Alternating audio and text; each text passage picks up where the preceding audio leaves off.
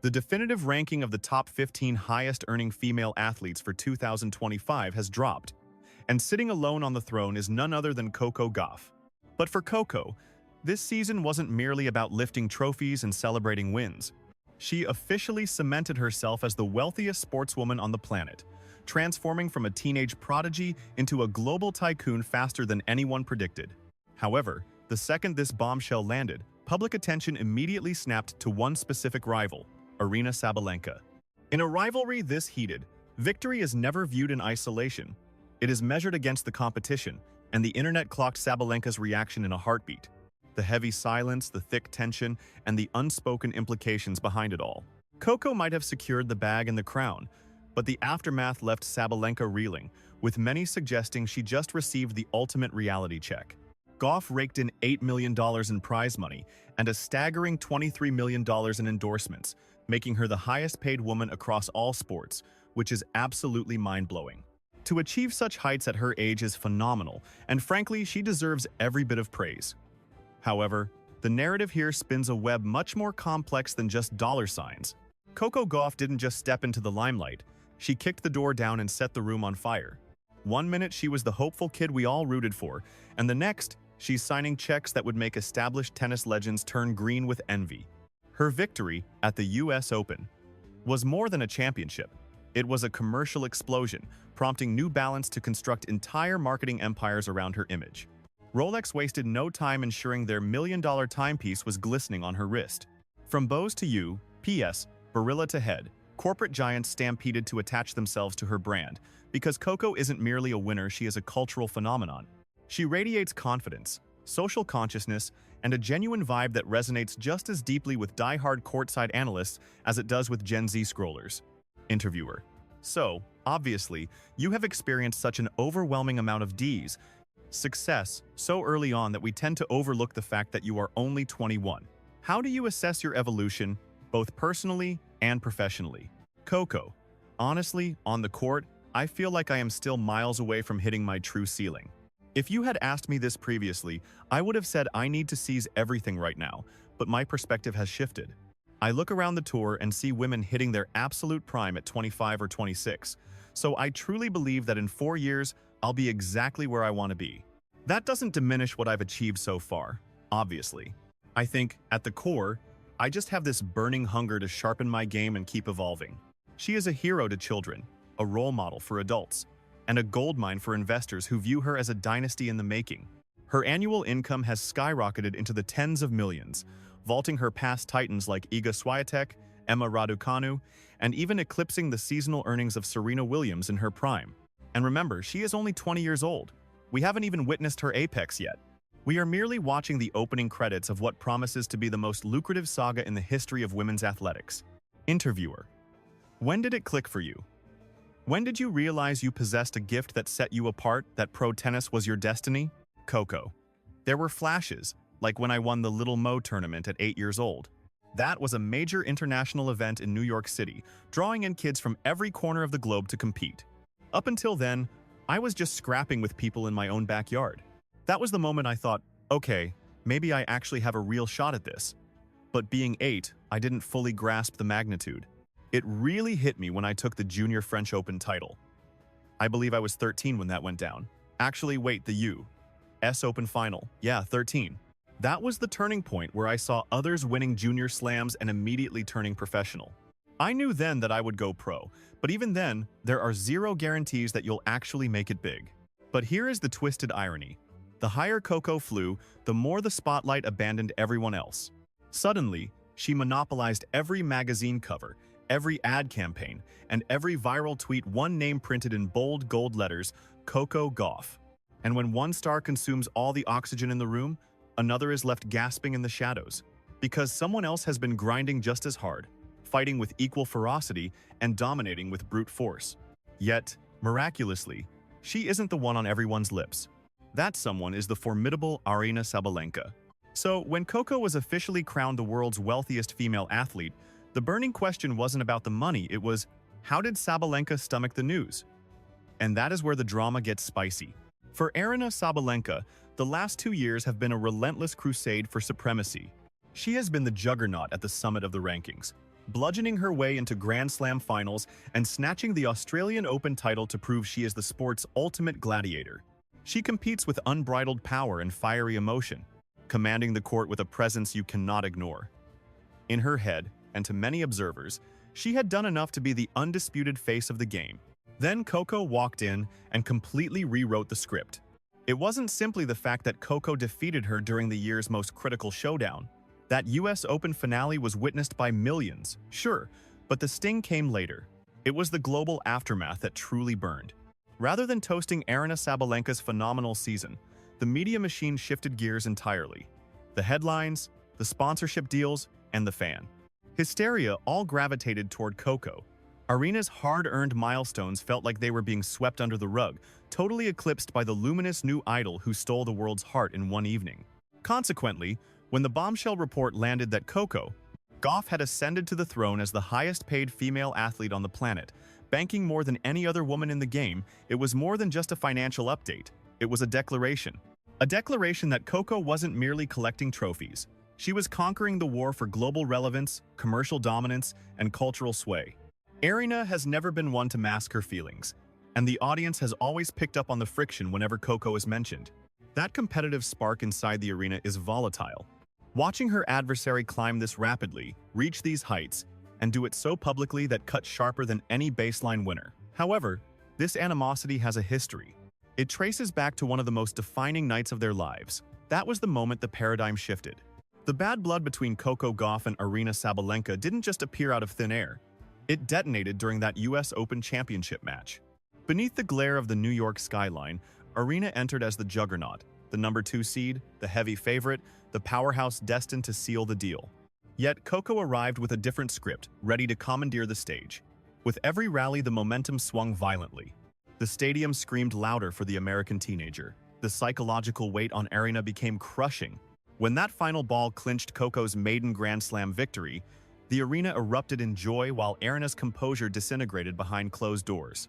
Footage surfaced of a destroyed racket, a visceral release of agony suggesting this was total humiliation, not just a defeat. It was a complete dismantling of pride. Then came the post-match interviews. Aryna tried to hold it together, but the bitterness was palpable. There were veiled digs about Coco's defensive game being lucky, insinuations that the hostile crowd turned the tide, and a strained grin masking a fire she couldn't extinguish. In stark contrast, Coco reveled in her coronation, laughing, embracing her family, and cementing herself as the internet's newest darling. The narrative didn't fade once the stadium lights went dark. The public latched onto the friction, igniting endless online arguments. Was Coco truly the superior talent? Did Aryna crumble when the stakes were highest?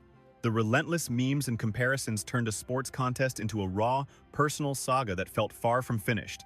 So, when the financial rankings dropped months later, the masses instantly drew parallels. They recalled the broken gear. They recalled the forced smile.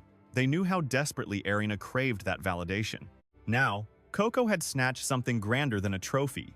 But the events that followed would push their Cold War into dangerous new territory. The second the news broke naming Coco Gauff the wealthiest woman in sports, social media caught fire, and all eyes pivoted to Aryna Sabalenka. Everyone waited breathlessly to see how the rival camp would respond. Yet, the most telling reaction was the absolute void of one. Aryna offered no congratulations, no acknowledgement of the milestone, and zero digital footprint regarding the news. For a personality as loud and vibrant as Aryna, that radio silence screamed louder than any rant ever could. Users shared proof of her ignoring the achievement, joking that she had been humbled on a planetary scale. The internet teased that Coco hadn't just bested her under the lights of New York, but had now crushed her in the realms of fame, clout, and financial supremacy. Wherever she turned, Coco's victory lap was in full swing. Even though Aryna herself has banked millions, this specific accolade stung. In this game, winning matches is secondary to the legend the world writes about you. Coco had evolved from a champion into a full-blown icon. Whether Aryna accepted it or not, the center of gravity had moved. This wasn't tennis anymore. It was a battle for status, power, and the title of the sport's true protagonist. But Coco's ascent was no accident. Her empire was built for this. Coco Gauff transcended the sport the instant people realized she could touch their souls. She speaks with wisdom far beyond her years. She stands firm on her values, and she wields the type of magnetism advertisers would kill for. When she steps in front of a lens, she isn't just peddling goods. She is selling an emotion. She embodies the future. Youthful, fearless, diverse, and distinctly American, dominating a truly global stage. That combination is worth its weight in gold. Corporations view her as the ultimate narrative arc.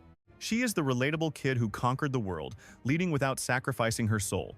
She vibes with the fans. She keeps it real during pressers. And she is never afraid to call out injustice when she sees it. That is the differentiator. You aren't just investing in her backhand, you're investing in her impact. Her fame is by design. It demonstrates a bond with the fan base that simply cannot be faked. For the corporate giants, investing in Coco Gauff is the opposite of a gamble. She is a locked-in asset. As she stacks up lucrative deals, Aryna Sabalenka observes from the baseline, grasping the harsh reality. Gauff isn't merely beating her rivals, she is eclipsing them entirely. Because the moment the global audience anoints a fresh icon, that velocity is impossible to arrest. Gauff is transforming into the cornerstone figure that dynasties are constructed upon. Conversely, Sabalenka, for all her triumphs, is still scraping to secure that status, and the weight on her shoulders is becoming crushing. However, Aryna's battle goes beyond public perception. She is navigating a far more profound abyss, one completely detached from ground strokes or commercial contracts.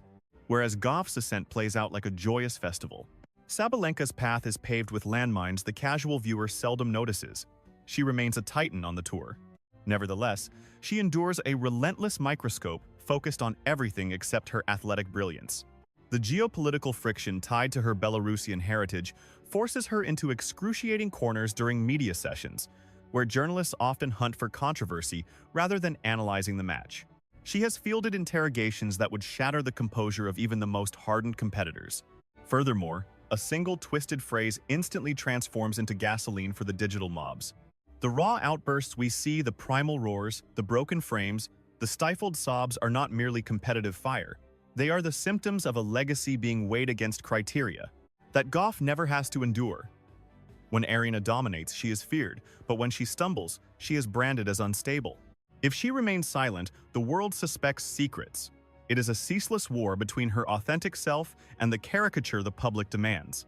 Thus, as Coco glides into the limelight, grinning with the masses in her corner, Sabalenka absorbs the crushing gravity of that disparity. This is not born of envy, it is pure exasperation.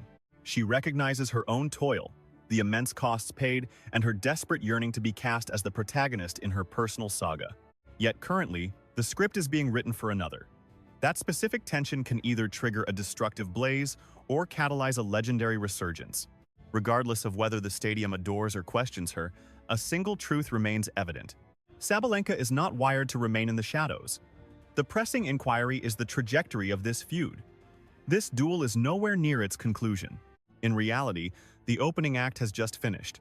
Gauff might wear the commercial tiara today, but Aryna Sabalenka refuses to let obstacles dictate her destiny. Whenever she is shoved toward the abyss, she returns swinging with greater ferocity. The upcoming season will see her enter the arena with reinvented fury, for the objective has shifted beyond merely capturing hardware.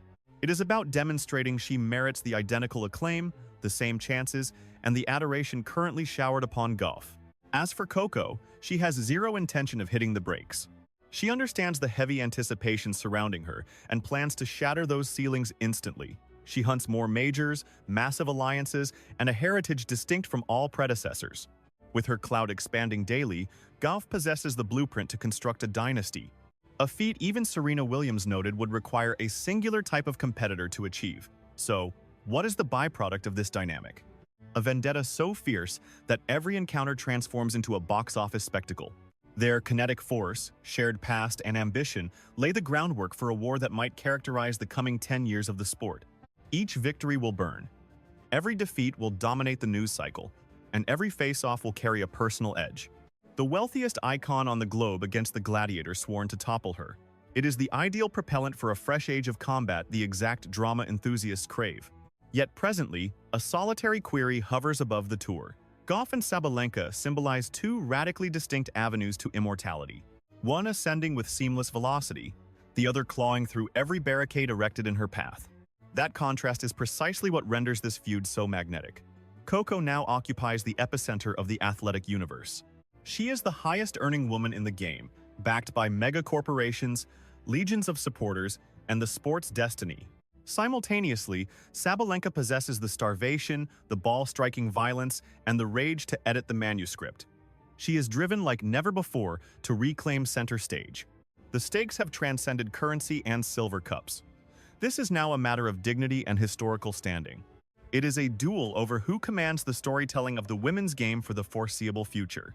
Whenever they share a baseline, the planet will tune in, holding its breath to witness who ascends and who endures humiliation. What is your take? Is Gauff fated to govern the tour for the next decade? Or is Aryna Sabalenka poised to execute the ultimate sequence of retribution? Drop your theories in the comments section, because this saga is barely past the opening credits.